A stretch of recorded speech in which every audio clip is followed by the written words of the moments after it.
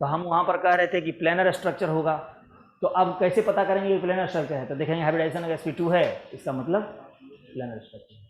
तो किसी aromatic compound में अगर हम देखेंगे कि sp2 हाइब्रिडाइजेशन आ रहा है, समझ जाएंगे कि एरोमेटिक का एक लक्षण यहाँ दिख रहा है।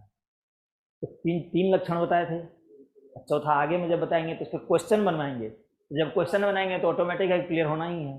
अभी थ्योरेटिकल चल रहा है, इसलिए थोड़ी मोड़ी दिक्कत आती है। यहाँ पे भी देखते नहीं हो कि बोलते हैं कि देखो थ्योरी बताए हैं, इतना स्टेप लिखाए हैं, लेकिन समझ में कम आएगा। जब क्वेश्चन बताएंगे तो देखो कि तू उतना स्टेप बताए थे इंपेरिकल फॉर्मूला में, कितना स्टेप बताए थे? 5 से 6 स्टेप, और जब बनाना शुरू किए तो एक बार में बनता था, सब बनता था। ये चीज़ है, इसीलिए बोलते हैं कि कभी भी ये नहीं सोचना है। अगर नहीं समझ में आता है तो बेहिचक बिंदास एकदम बोलना है कि सर वहाँ पर थोड़ा रू देंगे, बता दीजिए कैसे होगा। वो हमारा तुम्हारा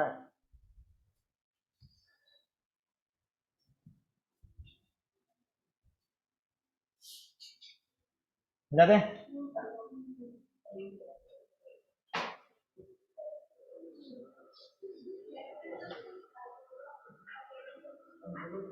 उसमें भी टाइम लगेगा।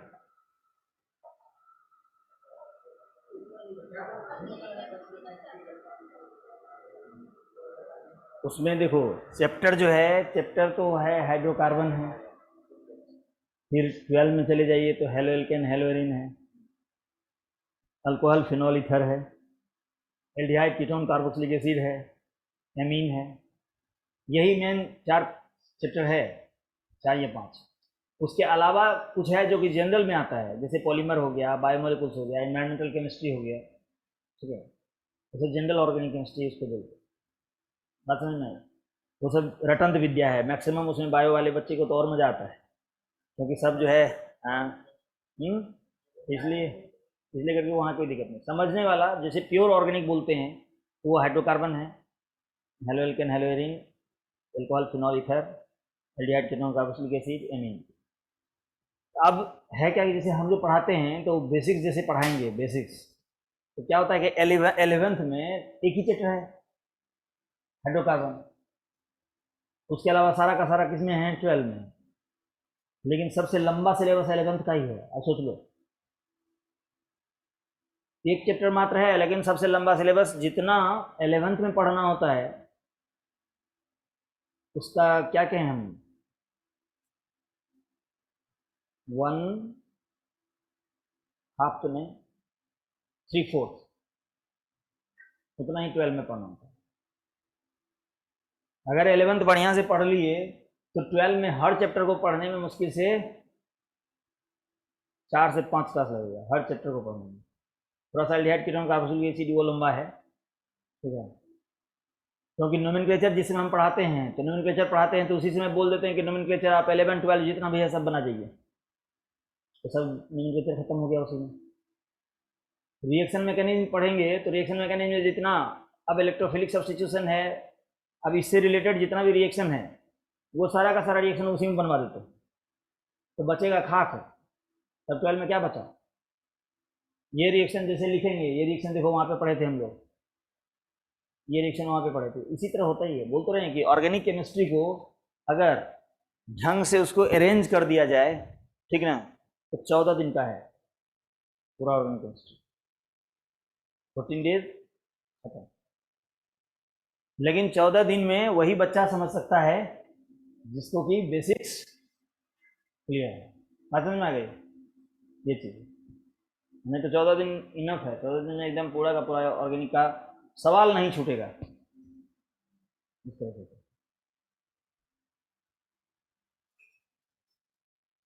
देख लिए?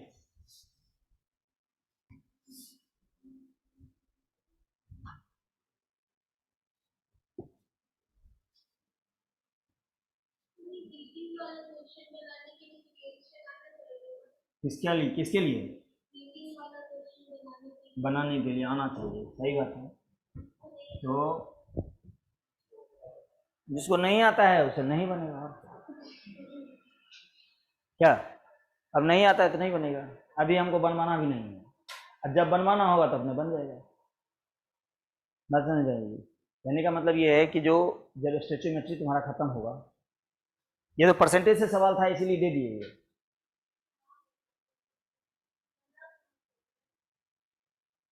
तो हमको दुख भी कहाँ हुआ कि नहीं बना? बताओ, बोले कि तुमसे क्यों नहीं बना? अभी सिर्फ इतना ही जान लो कि वो एक नहीं होता है कि जो चीज़ आने वाला होता है, कोई फिल्म, तो उसका ट्रेलर दिखाया जाता है नहीं? तो मेरे पढ़ाने का अलग स्टाइल ये है, जैसे अब ये सब एक ठो दो ठो दे दिए रिएक्शन, दिमाग में अब आ रहा होगा कि रिएक्शन जब भी आएगा तो ऐसा ऐसा आएगा, ठीक है? अभी आने वाला है, अभी आया नहीं है, अभी बस झलक दिखला जा, सो वाली बात हुई, ठीक है? हाँ, अभी सिर्फ जो है वो एक झलकियाँ थी, ठीक? जब आएगा तो वहाँ इतना रिएक्शन होगा कि अपने तुमको लगेगा कि अरे ये रिएक्शन तो जैसे यही। अब अगर सपोज करो कि तुम्हारे सामने फिर से ये रिएक्शन आए KClO3 का, तो तुम्हारे लिए इजी लगेगा कि टफ लगेगा? तो बस वही वाली बात है कि वो रिएक्शन जो है जब फर्स्ट बार गुजरता है तो थोड़ा सा लगता है कि ये कैसे हुआ होगा। एक्चुअल में क्या है कि रिएक्शन पढ़ना कहाँ था? 7th 8th में, और आप लोग 7th 8th में पढ़े हैं कितना, ये भी पूरा पता है, ठीक है? तो उसी कारण से इतना प्रॉब्लम हो रहा है। नहीं तो एक बुक है इतनी पतली सी, सब लोग जानते होंगे, लैंग्वेज ऑफ केमिस्ट्री, नहीं लैंग्वेज ऑफ केमिस्ट्री, वो इतनी अच्छी बुक है खास करके रिएक्शन के लिए, उसमें लगभग रिएक्शन जो है वो दिया हुआ है, ठीक है? तो वो जो है वो खरीद लेना, ठीक है ना? वो खरीद लेना। वैसे मुझे लगता है कि उसकी ज़रूरत नहीं पड़ेगी, उसकी ज़रूरत पड़ेगी ही नहीं, क्योंकि उतना रिएक्शन तो हम ही लिख देंगे, जितना रिएक्शन यूज होता है उतना रिएक्शन तो ऐसे ही क्वेश्चन ही बनाते बनाते तुम सीख जाओगे, और ये रिएक्शन है, ये रिएक्शन है, बस। बाद में कि क्वेश्चन देखोगे, क्वेश्चन बनाओगे तो उसमें रिएक्शन अपने आप। अरे कुछ दिन बोलते रहे हैं कि जो जैसे जैसे पढ़ते जाओगे ना, अपने मास्टर खुद ब खुद बन जाओगे, उसमें लगेगा ही नहीं कि हाँ कुछ अलग से करना पड़ेगा। स्टोचियोमेट्री जब आएगा तो वहाँ पर तुम प्रोसेस समझ जाओगे कि इससे ये बनेगा, इससे ये बनेगा। अब क्वेश्चन में लिखा हुआ रहता है, जैसे सिंपल सी बात है, यहाँ पे क्या लिखा हुआ था कि H2O को जब हीट करते हैं तो डिटोनेटिंग गैस। अब इतना है कि H2O को जब हीट करेंगे तो क्या बनेगा, ये तो बचपन से सीखते आए हैं कि हाइड्रोजन निकलेगा, ऑक्सीजन निकलेगा, बस उसको बैलेंस कर लेना है और क्या करना है, ठीक है? अब KClO3 टूट रहा है, KClO3 टूट रहा है तो बनेगा क्या, ठीक है? तो वही शुरुआत है, तो शुरुआत में मान लिया चूंकि आप जो जिस समय में पढ़ना चाहिए था उस समय में उतना रटे नहीं, तो उस समय में अभी थोड़ा सा लग रहा है, लेकिन वही एक बार गुजर जाएगा तो अगर ज़िंदगी में कहता है कि कभी भी अगर एक बार गुजरा हुआ होता है तो वो तुरंत याद हो जाता है। जैसे अभी हम लिखे, अब तुमको कभी भी अगर KClO3 का रिएक्शन होगा तो तुरंत दिमाग में आएगा कि KCl और O2 बनेगा, अब उसको बैलेंस कर लेना है। इसीलिए रिएक्शन के लिए उतना घबराना नहीं है, ठीक है ना? नहीं, तो उसका क्वेश्चन का अलग वो रहता है, क्वेश्चन अलग टाइप का रहता है। इस टाइप का जो क्वेश्चन रहेगा उसमें लैंग्वेज में लिखा रहता है कि इतना को हिट किया तो इतना बना, ये हुआ, तो उसको खुद से तुमको रिएक्शन बनाना पड़ेगा। हाँ, स्टोचियोमेट्री में दे देगा, स्टोचियोमेट्री में दे देगा, लेकिन स्टोचियोमेट्री में भी हम तुमसे ऐसा ऐसा देंगे क्वेश्चन कि उसमें जो है क्वेश्चन लैंग्वेज में रहेगा लिखा हुआ, वो आपको खुद से बनाना होगा, ठीक है? देखिए, चलो तो पिछले क्लास में हम लोग क्या देखे थे? परसेंटेज कंपोजिशन देखे थे ना। अब एक टर्म आता है परसेंटेज यील्ड, नाम सुने हो?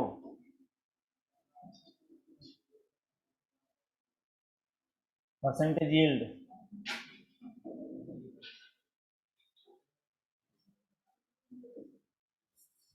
परसेंटेज यील्ड क्या होता है? यील्ड मतलब क्या होता है? यील्ड मतलब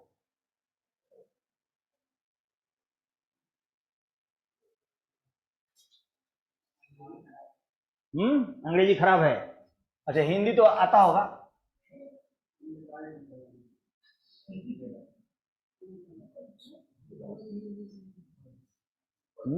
उपज, इसका मतलब क्या होता है? अब तो हिंदी नहीं आती है, तब कौन सी आता है?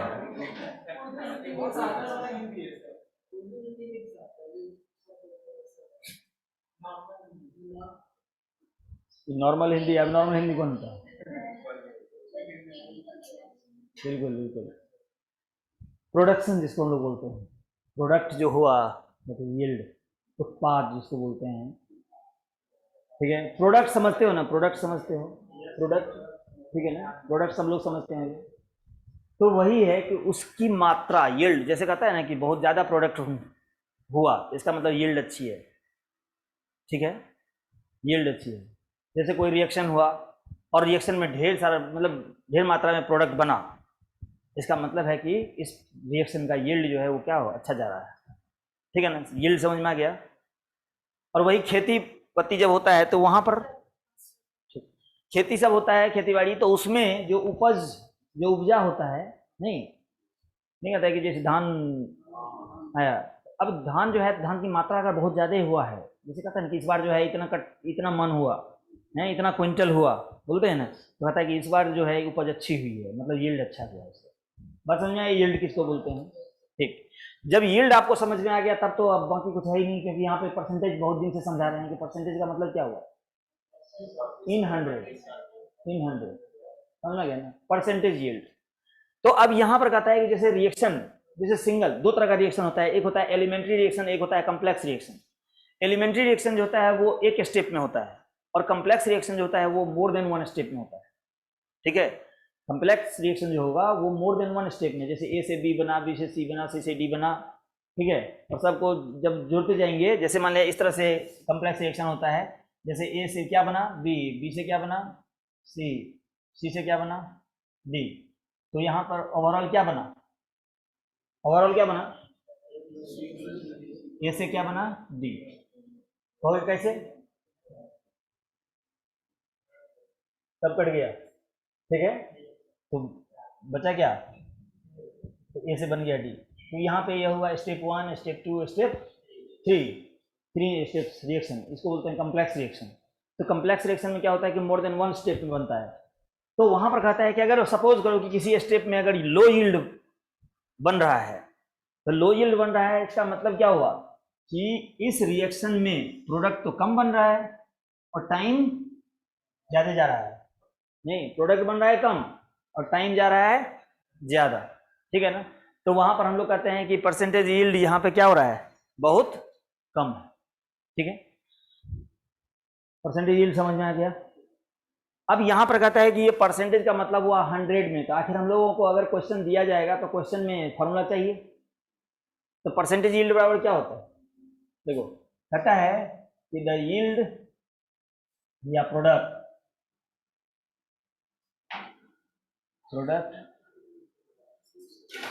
Of a chemical reaction,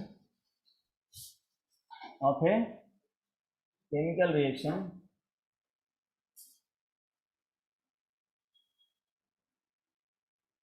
if yield of a chemical reaction if calculated in 100 parts, it is called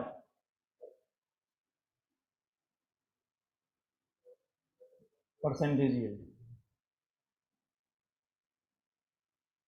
percentage yield, ठीक है। क्या बोले कि इन ए कॉम्प्लेक्स रिएक्शन, और कॉम्प्लेक्स मतलब क्या बोले,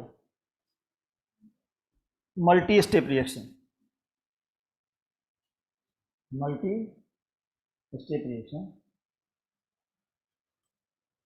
लो yield at any step, low yield at any step cause क्या क्या बोले, सबसे पहला wastage of time, wastage of time, और दूसरा क्या बताए, लो प्रोडक्शन। लो यील्ड हाई यील्ड समझ में आ गया। तो अब यहां पर कहता है कि परसेंटेज यील्ड कैसे कैलकुलेट करेंगे, कहता है कि percentage yield can be calculated, yield can be calculated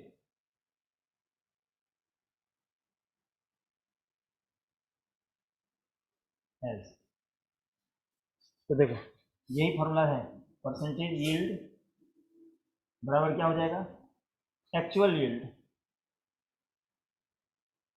actual yield और बाय थ्योरेटिकल यील्ड, थ्योरेटिकल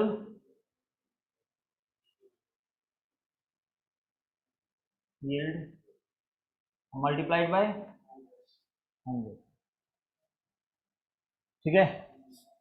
इसको हम लोग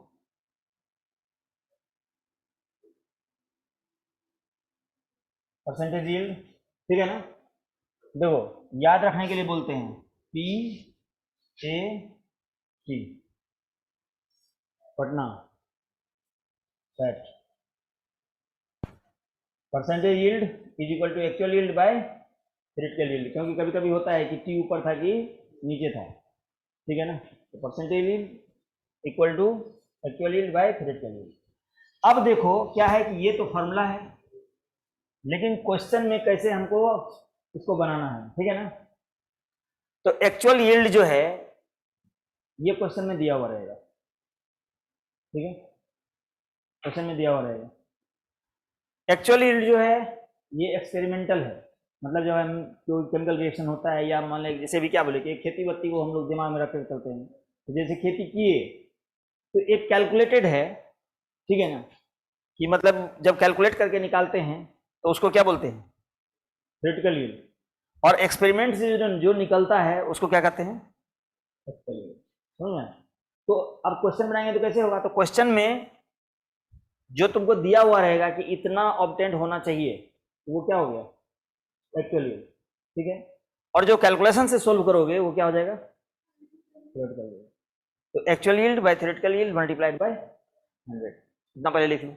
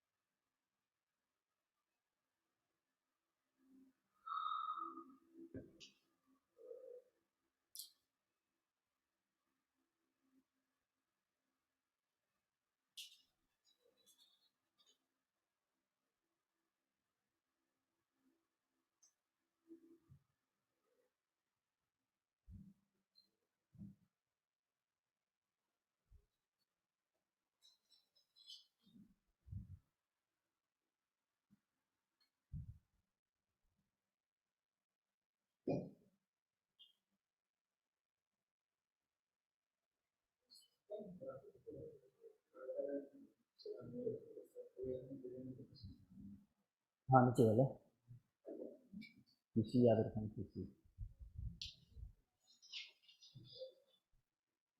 ठीक है, plus two for theoretical, two for calculated,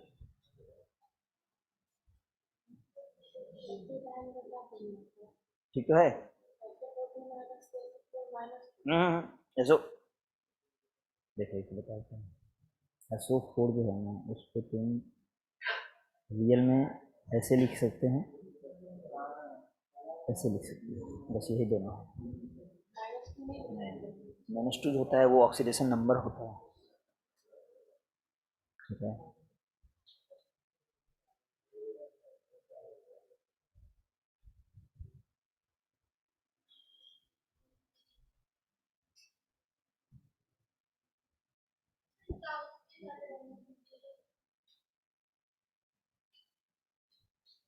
ठीक है, तो यहाँ पर देखो क्या बोले हैं कि एक्चुअल यील्ड को क्या क्या बोलते हैं, एक्चुअल यील्ड, ठीक है। क्या बोले हैं कि generally given in the question, question में दिया रहेगा, ठीक है। दूसरा चीज क्या है, इट इज एक्सपेरिमेंटल,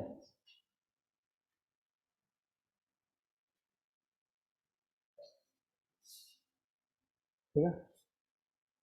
दूसरा क्या बताए थे, थ्योरेटिकल,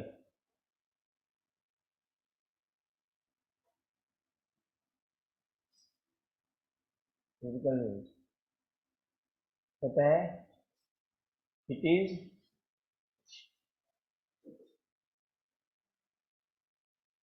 obtained by कैलकुलेशन। इसीलिए हम लोग क्या कर सकते हैं, इट इज कैलकुलेटेड,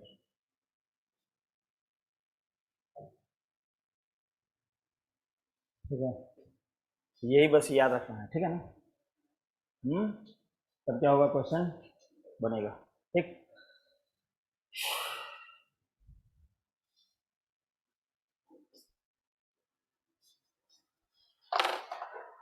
तो नेक्स्ट में जो है इसी पे सवाल रहेगा, ठीक है ना। और परसेंटेज अगले क्लास में खत्म हो जाएगा, तब हम लोग स्टार्ट करेंगे इक्विवेलेंट वेट, इक्विवेलेंट वेट।